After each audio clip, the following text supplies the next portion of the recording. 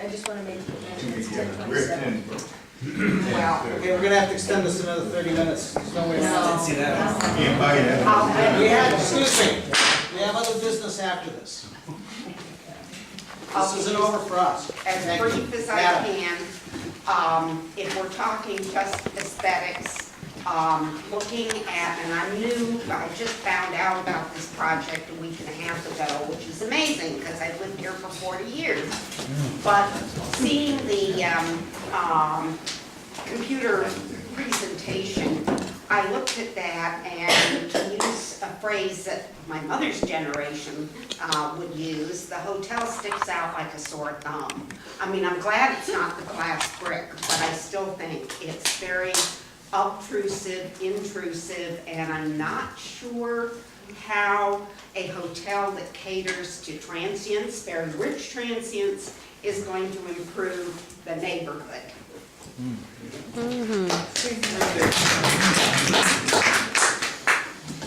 Mr. Perrier, for a second time.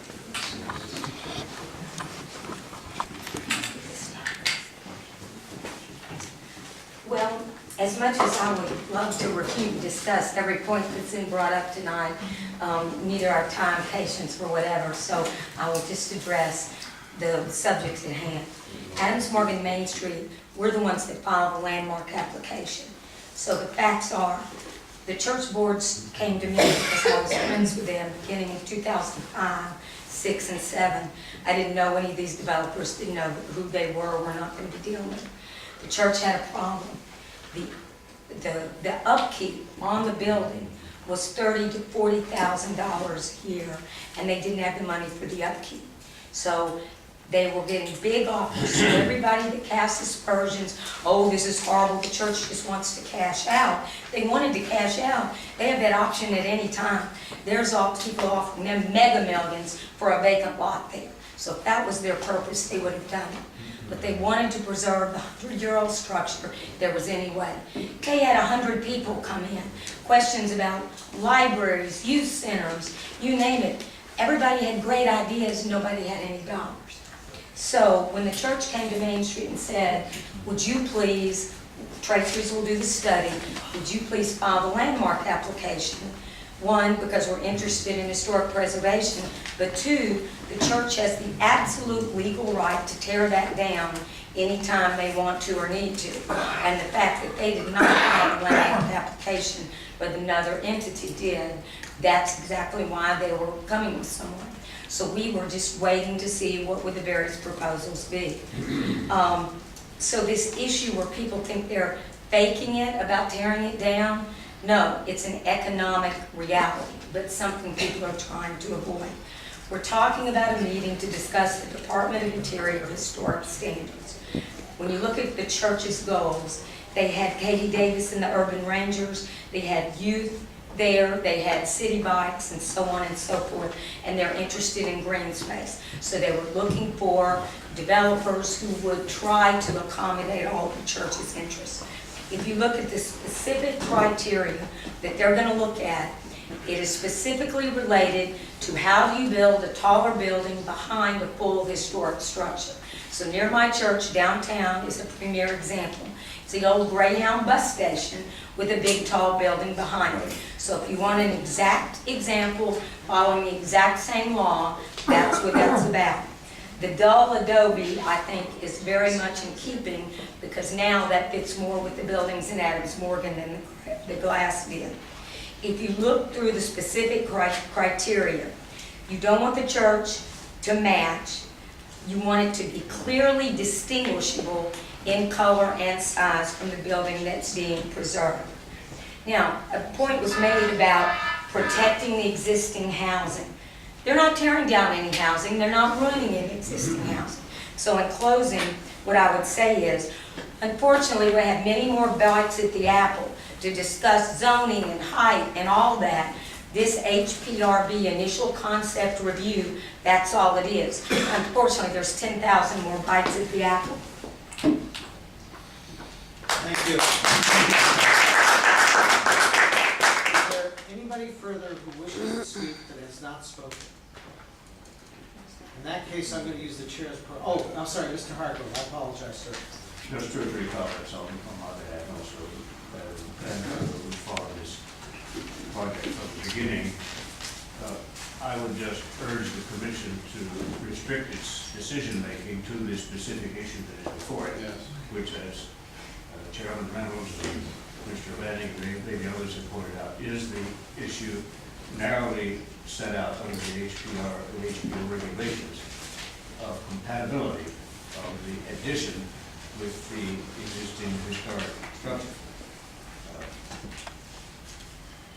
It is not whether the project is good for the neighborhood, whether it complies with the zoning regulations, whether the project is too tall in its own right, whether it will interfere with subterranean conduits or any of the other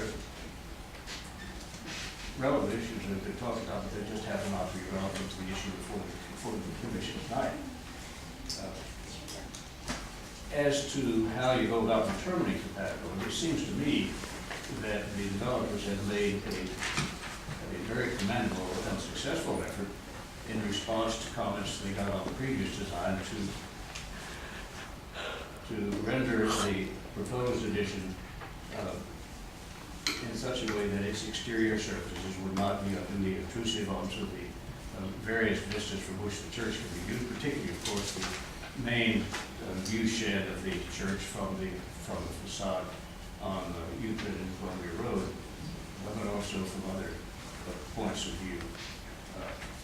Someone pointed out that there would be some intrusion into the exterior surface of the church by the addition, but that is by definition what you get when you add a building to an existing building. So you can't have a building, a historic structure that would be left completely freestanding and unintruded upon at all. Now, it is instructive to look at some of the examples that have been cited here around the city as to how the Historic Preservation Review Board has gone about evaluating compatibility in a case where you have a small structure fronting on the street to be added to a much higher structure at the rear. Red Line Road is an extreme example because someone pointed out there is no setback at all in the case of Red Line Road. They're simply facade entities, as they call it, on the existing historic buildings and a tall building behind. This structure, of course, this proposed structure, of course, will be much more respectful of the historic structure than that is the case. As Lisa pointed out, a better example is the old grain office station, which has a high structure behind it, but which does be quite compatible with the historic structure of the great house bus stop. So, again, I would urge that the commission focus on this narrow issue and leave the other issues for determination of the So, is there anybody left further that has not spoken that would like to speak? Ms. Gallagher? I guess maybe that, I actually don't think the building complements, to be truthful with you.